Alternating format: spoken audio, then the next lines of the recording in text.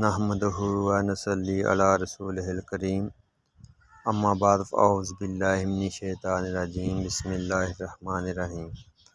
آج میں آپ کو صدقہ کی اہمیت کے بارے میں بتانے جا رہا ہوں کہ صدقہ دینا جو ہے اتنا کیوں ضروری ہے۔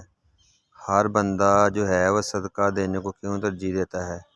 میت جو ہے وہ اگر زندہ ہو جائے تو دنیا میں آ کر صدقہ دینا کیوں پسند کرتی ہے۔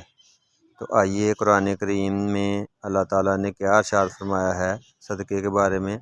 اللہ تعالیٰ فرماتا ہے، صدقہ کہے گا اگر مجھے تھوڑی دیر کے لیے واپس لوٹا دے تو میں صدقہ کروں اور نیکوں میں شامل ہو جاؤں۔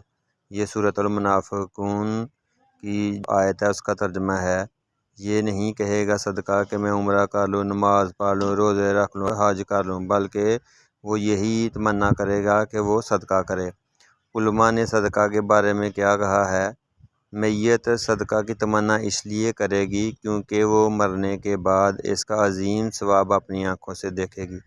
جب وہ اتنا بڑا ثواب دیکھے گی تو اس کی بہت بڑی خواہش ہوگی کہ وہ جا کر جو ہے دنیا میں دوبارہ صدقہ کرے۔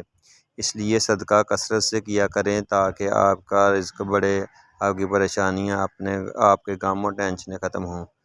بلکہ آپ صلی اللہ علیہ وآلہ وسلم کا بھی ارشاد مبارک ہے، بے شک مومن قیامت کے دن اپنے صدقہ کے سایہ میں ہوں گے۔